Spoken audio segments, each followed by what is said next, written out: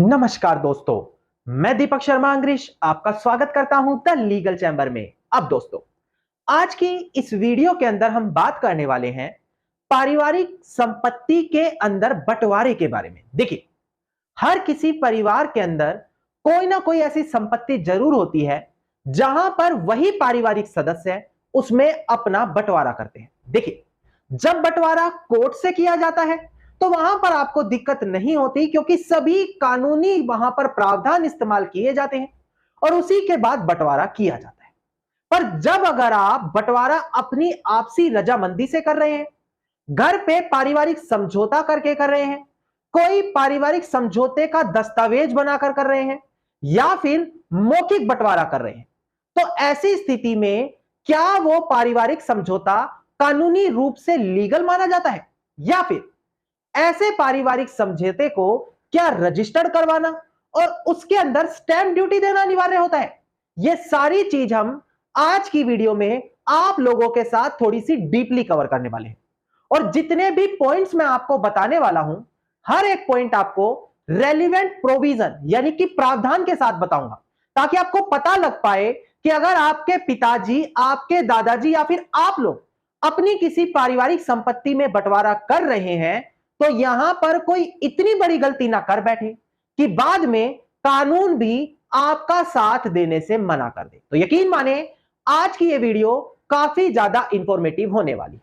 अब दोस्तों, अगर आप लोगों को हमारी ये वीडियोस अच्छी लगती हैं, अगर आप लोगों को हमारी तरफ से किए गए एफर्ट्स अच्छे लगते हैं, तो मेरा आप लोगों से अनुरोध है, इस वीडियो को आप लाइक जरूर करें, ज्यादा से ज्यादा शेयर जरूर करें और अपना वैल्यूएबल कमेंट सेक्शन में जरूर लिखें। तो चलिए दोस्तों, अब आज की इस वीडियो को हम ज्यादा लंबा ना करते हुए आज की इस वीडियो को स्टार्ट करते हैं।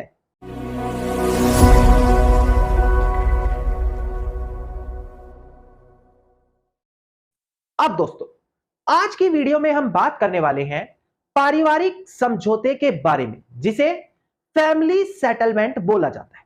अब कई बार देखने को मिलता है कि जब एक व्यक्ति कोई समझौता करने के लिए, पारिवारिक संपत्ति पर बंटवारा करने के लिए कोर्ट नहीं जाता, वो क्या करता है, परिवार में किसी बड़े को या किसी बाहरी व्यक्ति को बिचौलिए के तौर पर परिवार में लाता है और उसके सामने बंटवारा किया जाता है, जहां पर दो गवाहों के साइन भी ले लिए जाते हैं।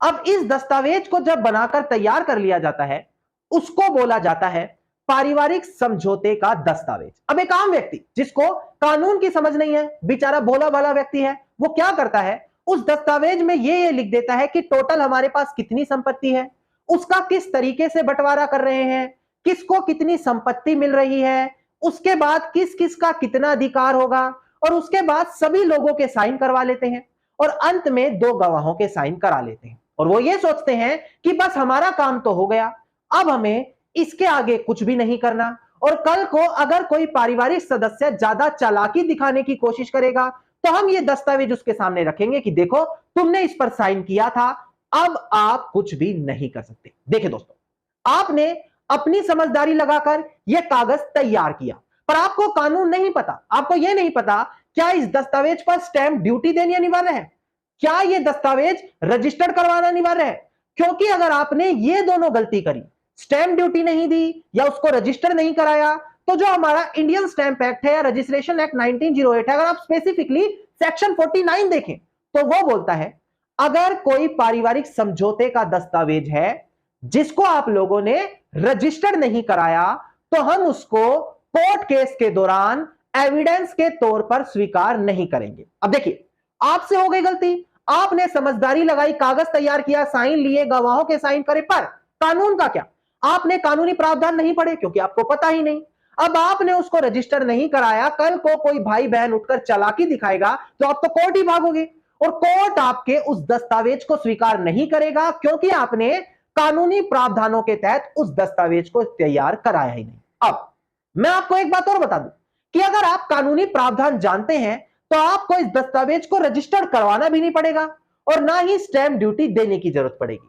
और ये दोनों चीज मैं आपको रेलिवेंट जजमेंट के साथ बताऊंगा और रेलिवेंट प्रोविजन भी मैं आपको बताऊंगा। अब ध्यान दें, बड़ी बारीकी से समझिएगा जो मैं आगे आपको बताने वाला हूं। ध्यान दें, अगर आप पारिवारिक समझौते से जुड़ा कोई भी दस्तावेज तैयार कर रहे हैं तो उसके अंदर बस आपको लैंग्वेज थोड़ी सी चेंज करनी है। कैसी लैंग्वेज चेंज करनी है, या फिर अगर आप पहले से ही कोई समझौते का दस्तावेज बनाकर बैठे हैं तो उसकी लैंग्वेज को पढ़ें। क्या लैंग्वेज यूज होगी वो मैं आपको बता दूं।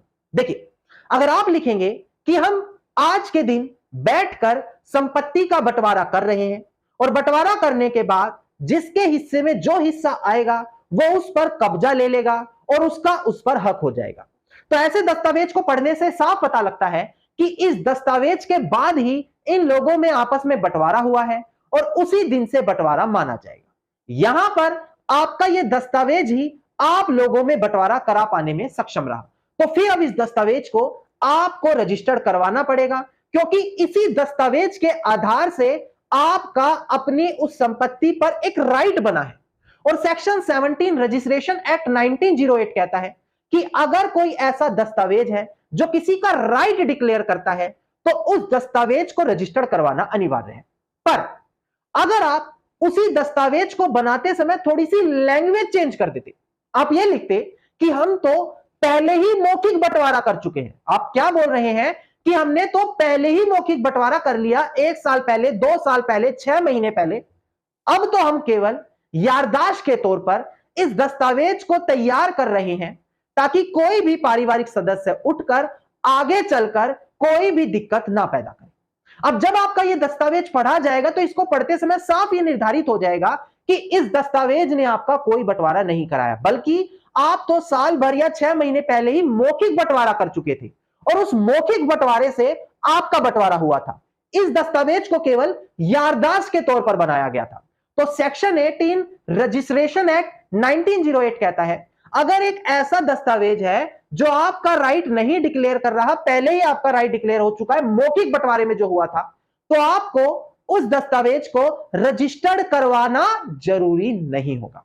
तो देखिए कैसे ही दस्तावेज भी फैमिली सेटलमेंट की तरह ही बना, वही पारिवारिक सदस्य हुए, उन्हीं लोगों के साइन हुए, 2 लोगों के गवाहों पर साइन हुए, बस क्या हुआ, थोड़ी सी लैंग्वेज चेंज की गई और उसके आधार पर आप वहां पर रजिस्ट्रेशन कराने से बच गए। जो आपका पैसा लगना था वो आपका बच जाएगा। अब आप कहेंगे सर ऐसा तो आप बोल रहे हैं, हम कैसे माने? देखिए, मैंने आपको प्रोविजन बताए, सेक्शन 17, सेक्शन 18, रजिस्ट्रेशन एक्ट 1908, जो आप खुद भी पढ़ेंगे तो भी आपको क्लियर हो जाएगा। फिर भी आप लोगों के लिए मैं एक रेलिवेंट जजमेंट भी सुप्रीम कोर्ट की क्लियर कर दूं ताकि आपको यह बात क्लियर हो जाए कि मैं जो भी बातें बोलता हूं 110% जेन्युइन होती है। अब एक बार डिस्प्ले पर ध्यान दें, एक काफी महत्वपूर्ण जजमेंट थी ऑनरेबल सुप्रीम कोर्ट की, रविंदर कौर गरेवाल वर्सेस मंजीत कौर। ध्यान दीजिएगा, इसका सिविल अपील नंबर है 7764 ऑफ 2014 और डेट ऑफ जजमेंट है इसकी 31 जुलाई 2020। काफी बड़ी जजमेंट है। अब यहां पर देखें ऑनरेबल सुप्रीम कोर्ट ने क्या बोला, डिस्प्ले पर ध्यान दीजिएगा दोस्तों। ऑनरेबल सुप्रीम कोर्ट ने कहा कि देखो, मेमोरेंडम ऑफ फैमिली सेटलमेंट एक ऐसा दस्तावेज होता है जो रजिस्टर्ड करवाना जरूरी नहीं होता। देखिए साफ लिखा है not required to be registered, और इसके आगे लिखा है कि वो दस्तावेज सभी लोगों के ऊपर एप्लीकेबल भी होगा, बाइंडिंग ऑन द पार्टीज होगा। यानी कि सुप्रीम कोर्ट ने साफ निर्धारित किया कि अगर आप मेमोरेंडम बना रहे हैं, मेमोरेंडम क्या है जो मैंने आपको बताया था, याददाश्त के तौर पर उस कागज को बना रहे हैं, उसी को मेमोरेंडम बोला जाता है, तो उसको रजिस्टर्ड करवाना बिल्कुल भी अनिवार्य नहीं है। वो आपका दस्तावेज सेक्शन 18 1908 रजिस्ट्रेशन एक्ट में आएगा और वहां पर आप रजिस्ट्रेशन कराने से बच जाएंगे। अब यह बात आई सिर्फ और सिर्फ रजिस्ट्रेशन की। अब हम बात करते हैं स्टैंप ड्यूटी के बारे में। क्या आपको स्टैंप ड्यूटी देनी पड़ती है या उसमें भी आपको छूट मिल जाएगी और कल को कोर्ट में जाकर भी कोई दिक्कत नहीं होगी? सबसे पहले जो हमारा इंडियन स्टैंप एक्ट है, इसका एक काफी इंपॉर्टेंट प्रोविजन है, उस पर ध्यान दें।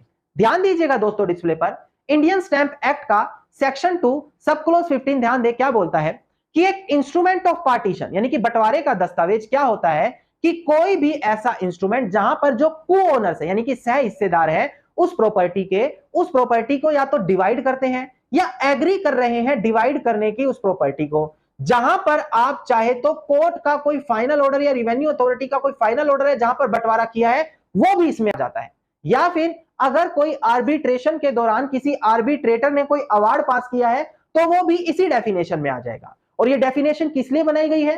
ये डेफिनेशन इसलिए बनाई गई है कि यहां पर चाहे आर्बिट्रेटर बंटवारा कराए, सिविल कोर्ट बंटवारा कराए, रिवेन्यू कोर्ट बंटवारा कराए, या कोई भी आप एक ऐसा इंस्ट्रूमेंट बना रहे हो जिसमें बंटवारा किया जा रहा है, तो उसके अंदर स्टैंप ड्यूटी देनी अनिवार्य है। इसीलिए हमारे ये सेक्शन 2 में बताया गया है कि कोई भी फैमिली सेटलमेंट का दस्तावेज होगा, पार्टीशन जिसमें किया जा रहा होगा, उस पर स्टैंप ड्यूटी देनी अनिवार्य है। अब यहां पर ध्यान दें, मैं आपको बड़ी अच्छी टेक्निक बताने वाला हूं। ये हम बात कर रहे हैं उस फैमिली सेटलमेंट के दस्तावेज के बारे में जहां पर दस्तावेज में आप लिखते हैं कि आज के दिन इस तारीख पर हमने बंटवारा किया, बंटवारा करके सभी लोगों को इतना इतना हिस्सा मिल गया। उस कंडीशन में आपको स्टैंप ड्यूटी देनी पड़ेगी। पर अगर आप ऐसी कंडीशन में यह लिखते हो कि हमने तो साल भर या 6 महीने पहले ही मौखिक बंटवारा कर लिया और इस डॉक्यूमेंट को तो हम केवल याददाश्त के तौर पर बना रहे हैं, मेमोरेंडम ऑफ डॉक्यूमेंट लिख दो या मेमोरेंडम ऑफ सेटलमेंट लिख दो, सेम वही बंटवारा कर दो, बस उसमें यह दिखाना होगा कि 6 महीने पहले बंटवारा हो गया, सभी सदस्यों के साइन कराकर 2 विटनेस के साइन करा लो। अब इस डॉक्यूमेंट को जो आपने याददाश्त के तौर पर बनाया था, रजिस्ट्रेशन तो कराना अनिवार्य था ही नहीं, जो मैंने पहले क्लियर किया, यहां पर स्टैंप ड्यूटी भी देनी अनिवार्य नहीं रहेगी। अब आपको मैं एक रेलिवेंट जजमेंट दिखा दूं साल 2024 की, ताकि आपको यह भी क्लियर हो जाए।